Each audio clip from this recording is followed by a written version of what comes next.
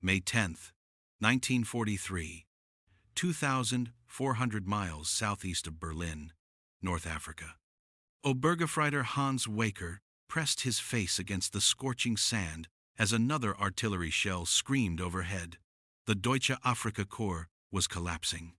For 3 years, Waker had believed in the invincibility of the Wehrmacht, in the tactical genius of Rommel, in the promise of a 1,000-year Reich. Now, crouched in a shallow trench outside Tunis, with his water canteen empty and his ammunition spent, those beliefs were crumbling like the desert rock around him. Hände hoch! The American voice cut through the dust and smoke. Waker looked up to see olive-green uniforms emerging from the haze, rifles leveled at his position. His commanding officer was already standing, hands raised, face gray with defeat. Waker felt his fingers release their grip on his Mauser. The weight of it had become unbearable anyway. The march to the POW collection point took 6 hours under the North African sun. Waker's lips cracked and bled. His Wehrmacht uniform, once pressed and proud, hung on him like rags.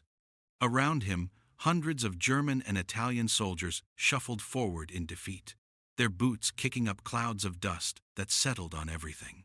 Some men wept quietly. Others stared ahead with hollow eyes.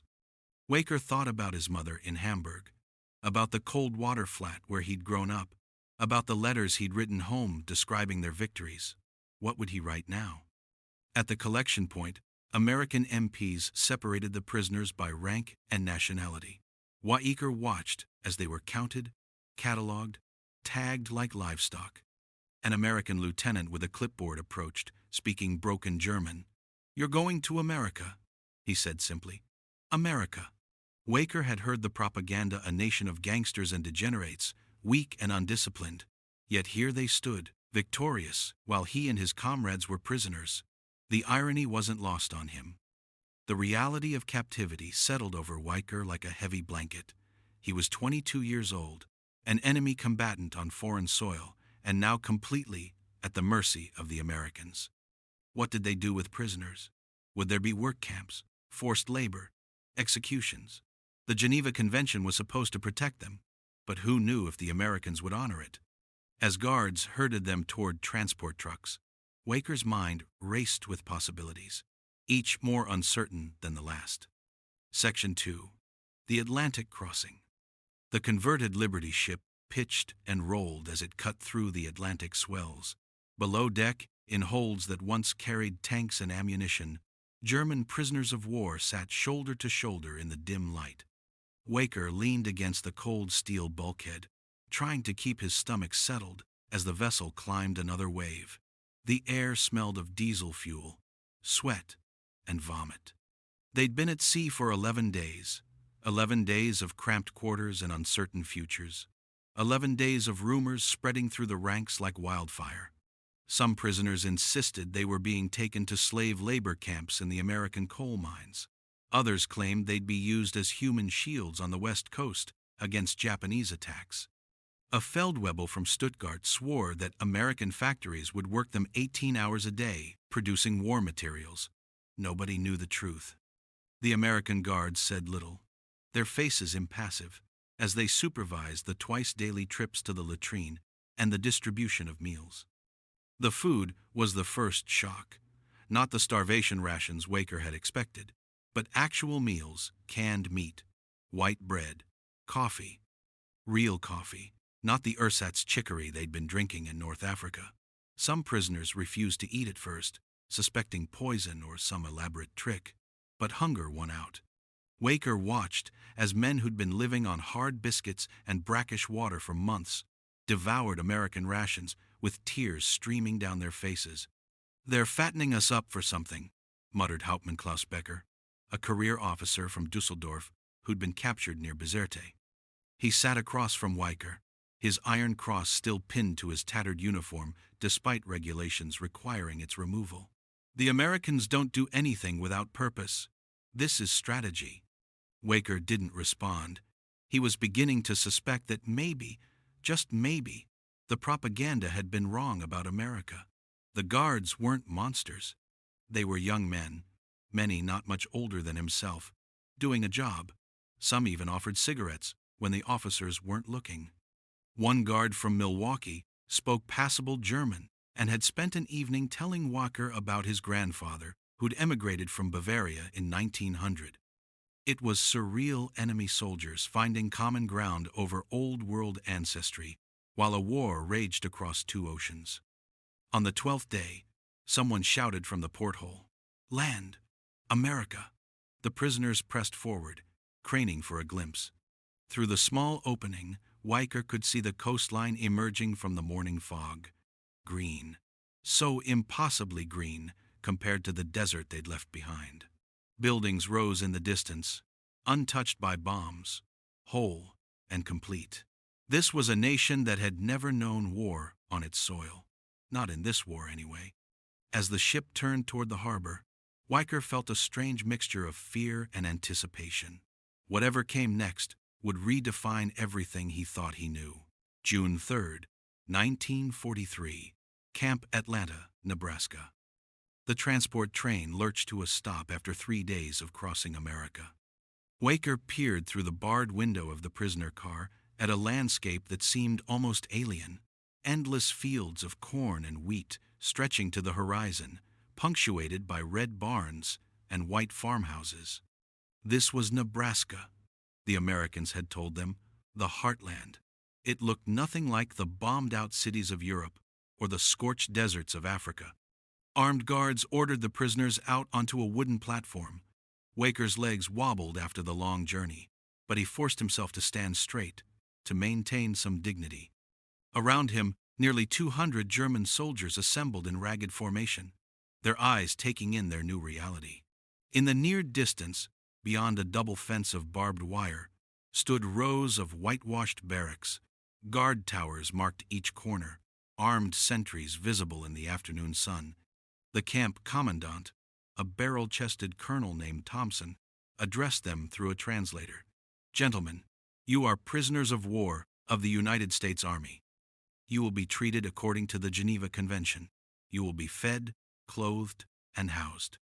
In exchange, you will follow orders and conduct yourselves as soldiers." His tone was matter-of-fact, neither cruel nor sympathetic. "Welcome to Nebraska."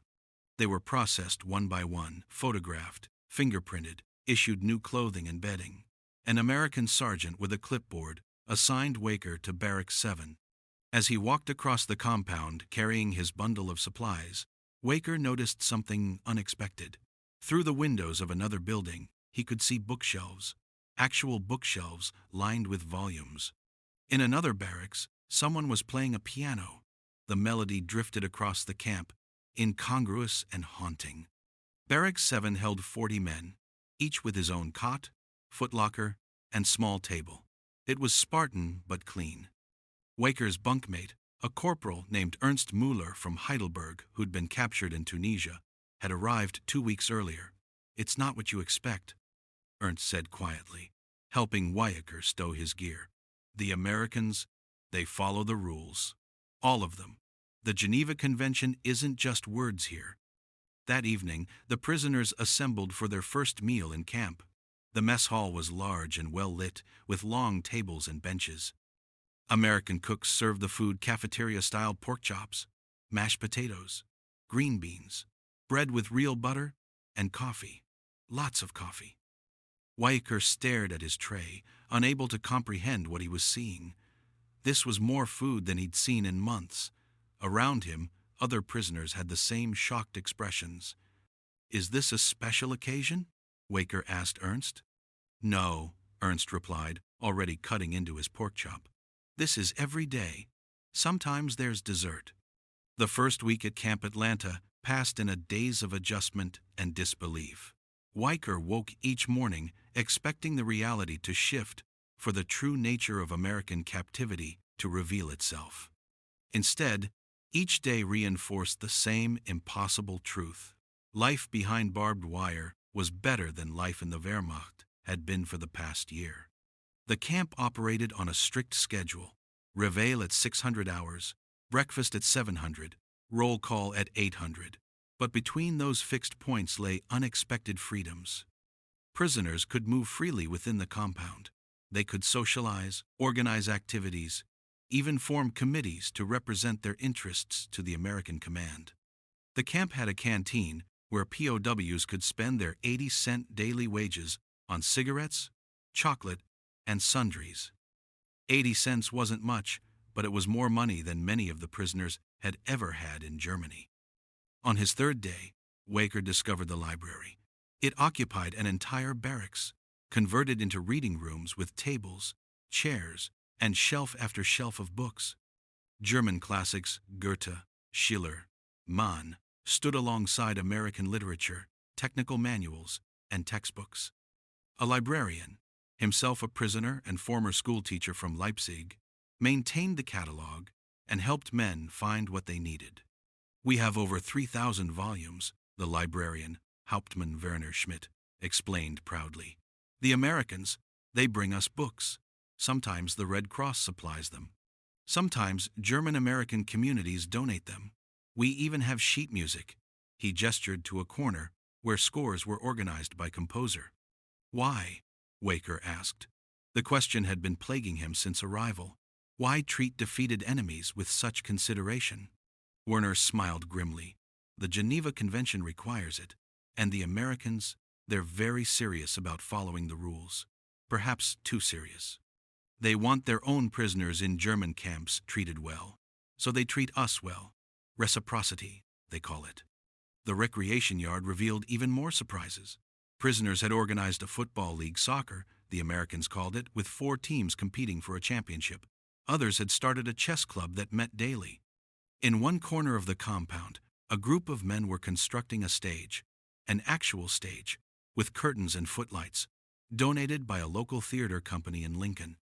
"We're putting on a production," explained Lieutenant Friedrich Keller, a former actor from Berlin who'd become the camp's de facto theater director. "The Marriage of Figaro." The Americans approved it. They're even providing costumes. His eyes shone with an enthusiasm Waker hadn't seen in any soldier since before Stalingrad.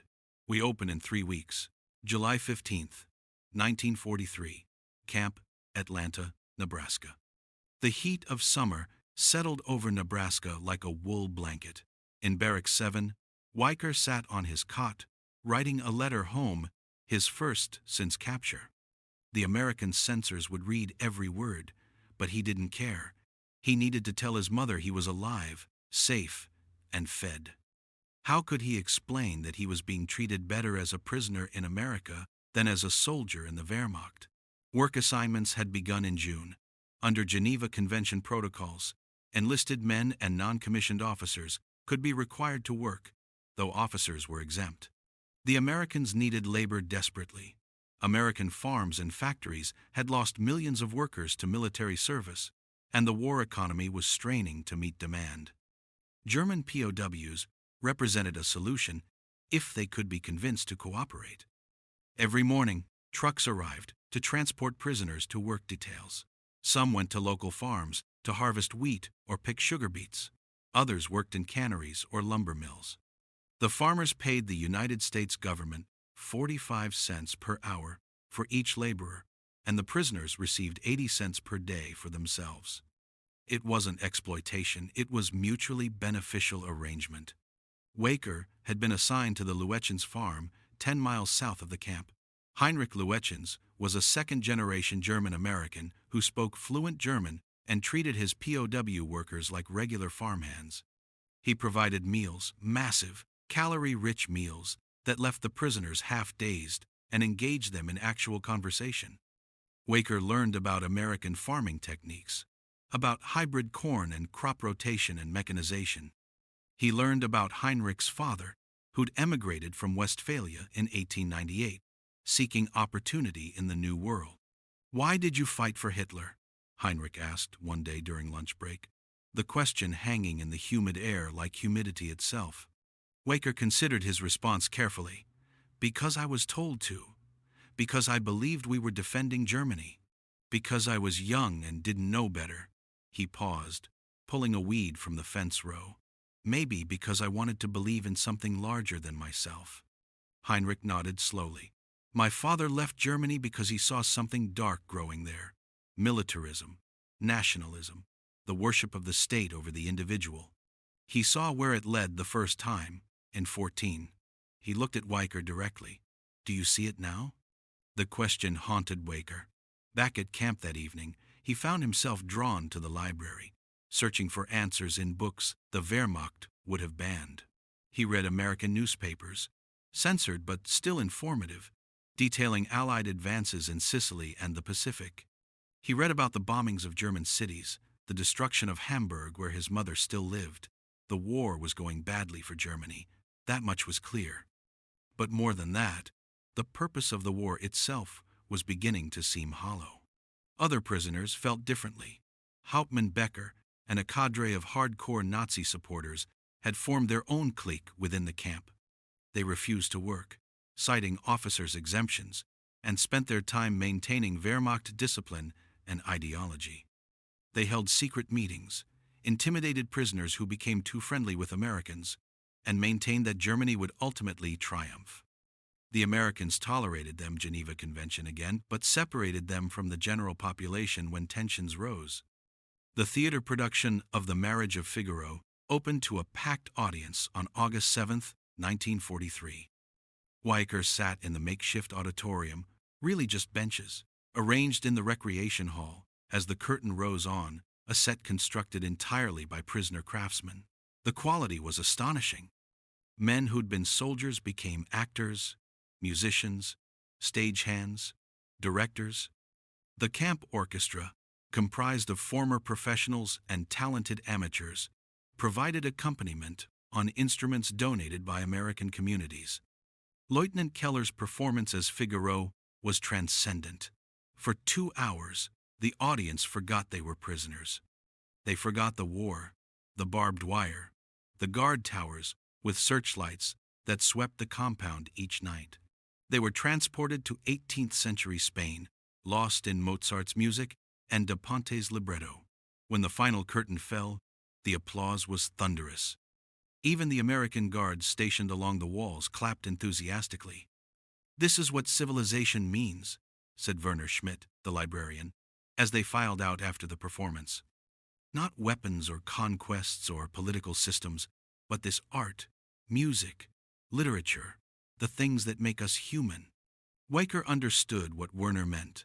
The camp had become something unexpected, something that didn't fit neatly into categories of victor and vanquished, captor and prisoner. One prisoner had described it as a golden cage, and the phrase had spread through the compound. They were still imprisoned, still separated from loved ones, still facing an uncertain future. But within these confines, they had access to culture, education, and comfort that many had never known in Germany. The Americans seemed to encourage it. The camp commandant approved requests for additional instruments, art supplies, sports equipment. Local churches donated German-language Bibles and hymnals. German-American fraternal organizations sent packages of books, newspapers, and even traditional foods at Christmas. It was as if America was trying to remind the prisoners of a different Germany, the Germany of Beethoven and Einstein, not Hitler and Himmler. Not everyone appreciated it. Hauptmann Becker denounced the theater as decadent collaboration with the enemy. He and his followers refused to attend, spending the evening in their barracks, maintaining their rigid adherence to Nazi ideology. The split in the camp was growing more pronounced, those who embraced the opportunity to be human again, and those who remained soldiers of a fading regime. Weicker found himself firmly in the former camp. He spent his evenings in the library, his days working at the Lewetchens farm, and his spare time learning English from a textbook Werner had procured. If the war ended tomorrow, and increasingly it seemed it might not end in Germany's favor, he wanted to be prepared for whatever came next. December 24th, 1943, Camp Atlanta, Nebraska. Snow fell softly outside Barrack 7 as Weicker helped decorate a Christmas tree donated by a local Lutheran church. The irony wasn't lost on him, enemy prisoners celebrating Christmas with materials provided by American Christians, many of German descent themselves. The tree stood in the corner of the recreation hall, strings of popcorn and paper ornaments made by prisoners adorning its branches. The camp had transformed over the past 6 months. What began as a detention facility had evolved into something resembling a small German town in exile.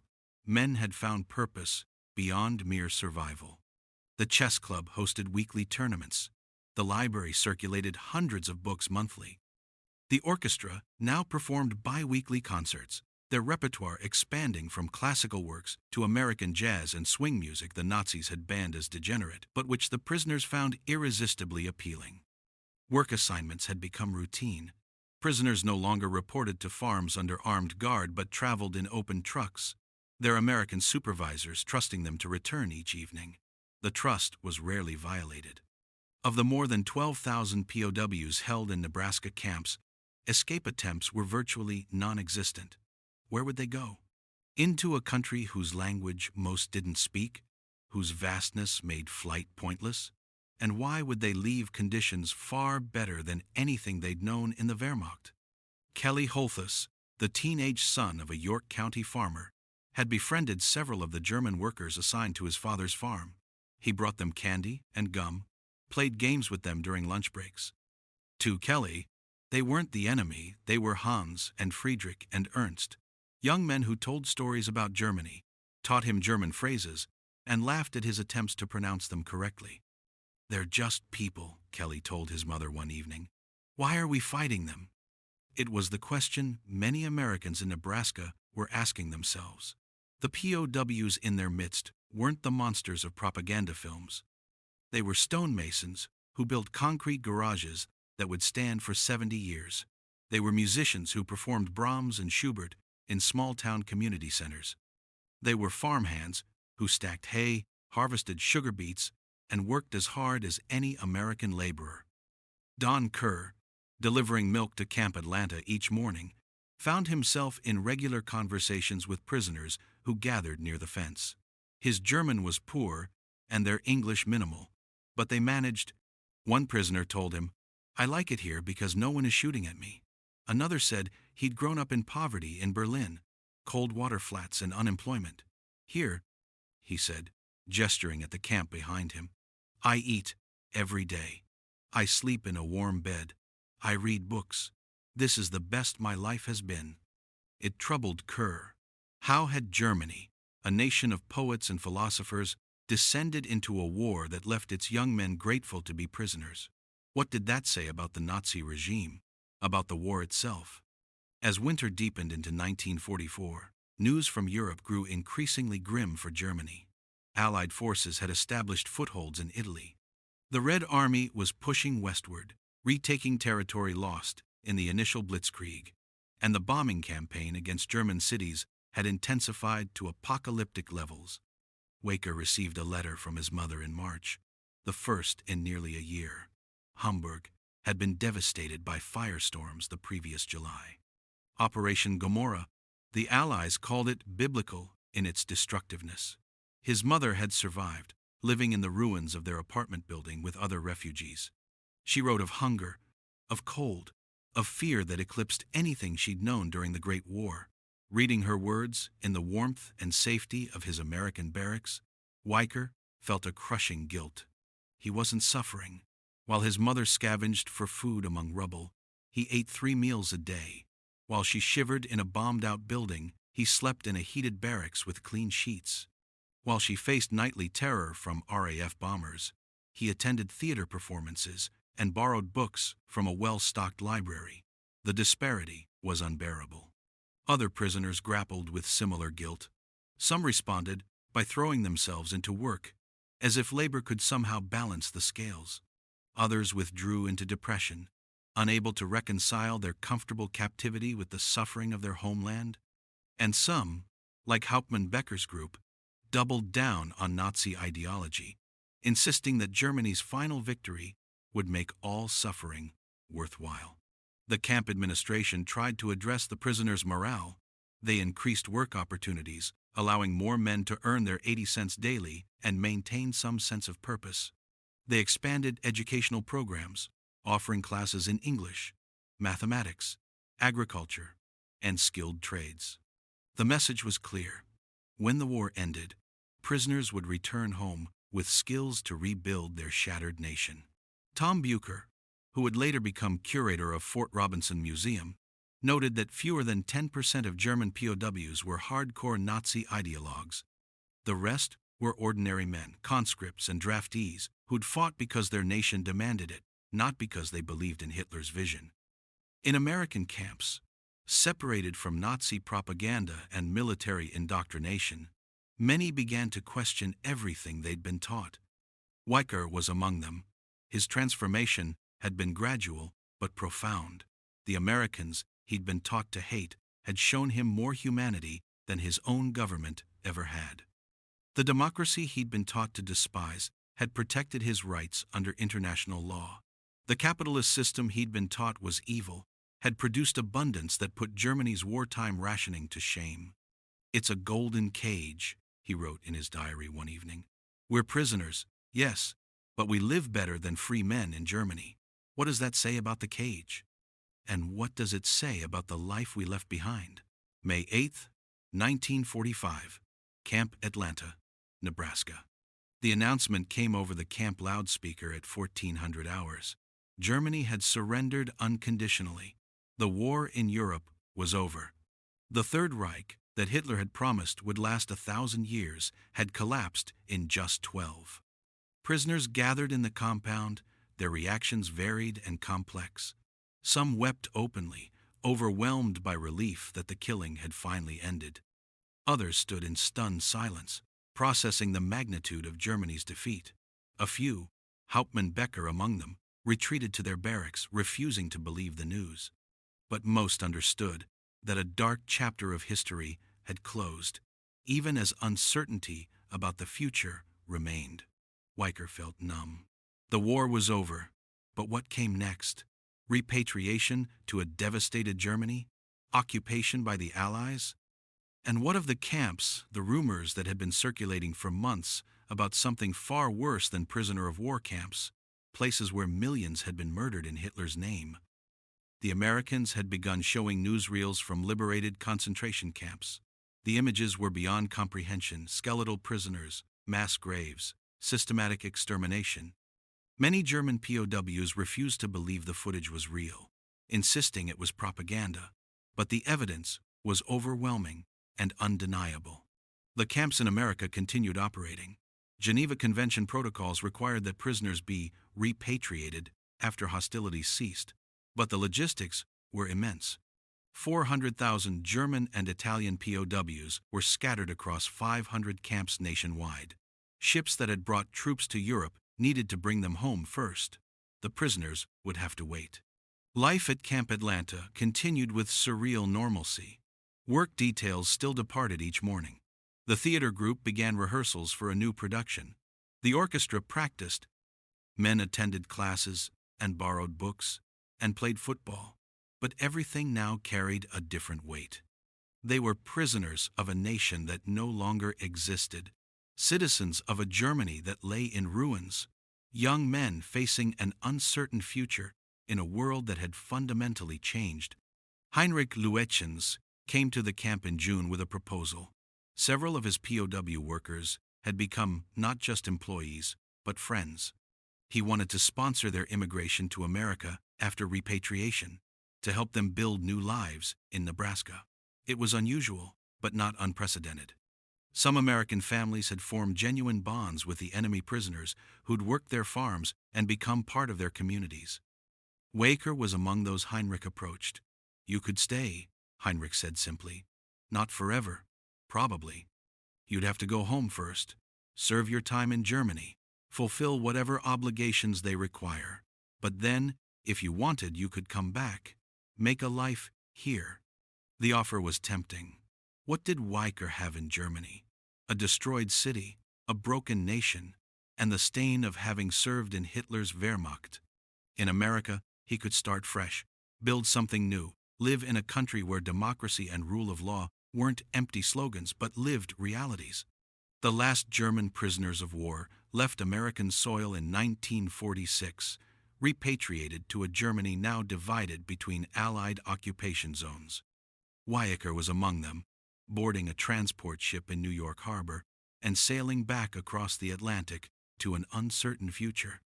He carried with him a footlocker of books, letters from the WWII's family, and memories of 3 years spent in what one prisoner had so aptly called a golden cage. Post-war Germany was everything the prisoners had feared and worse: cities reduced to rubble, millions dead or displaced, an economy in ruins, food shortages that made wartime rationing seem generous, and the creeping realization of what the Nazi regime had truly been: not just militarily aggressive, but genocidally evil. The Holocaust's full scope emerged in war crimes trials, forcing Germans to confront uncomfortable truths about the government they'd served. For many returned POWs, the contrast with their American experience was jarring.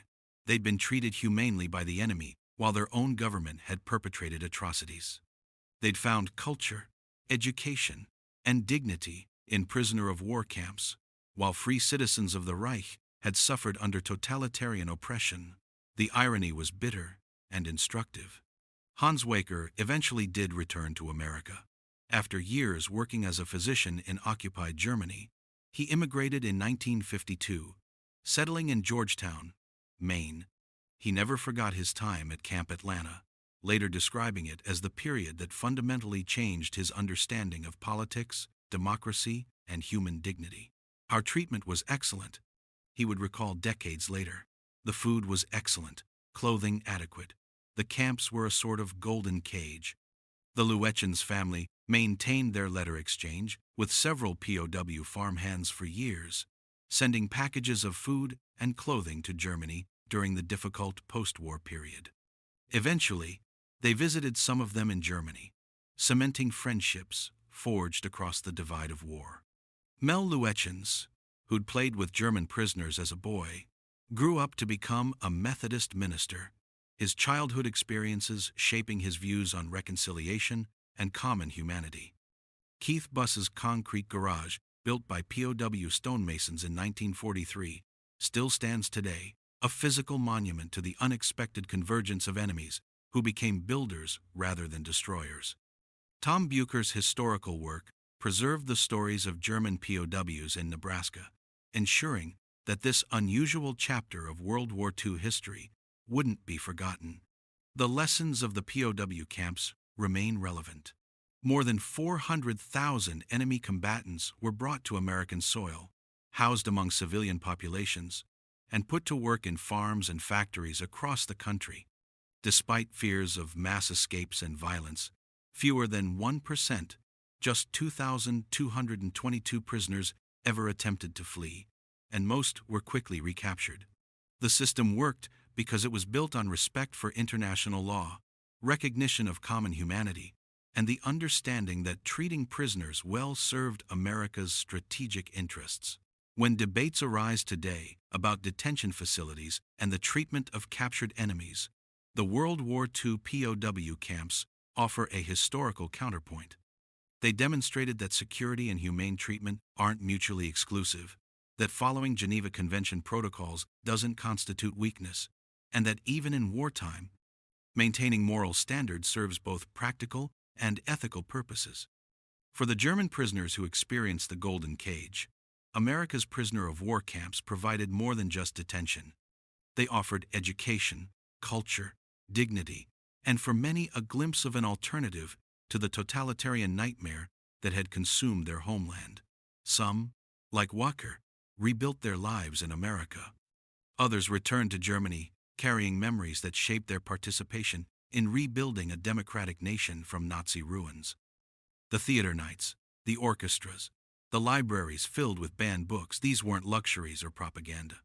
They were reminders that civilization persists even in wartime, that humanity can be maintained even between enemies, and that the true victory isn't just military defeat of an opponent, but preservation of the values that make a society worth defending. In barracks heated against Nebraska winters, in mess halls, serving meals that exceeded anything the Wehrmacht provided its soldiers, in libraries stocked with books the Nazis had burned, German prisoners of war discovered an uncomfortable truth. Sometimes the cage is more golden than the freedom it replaces, and sometimes the enemy shows you what your own nation should have been.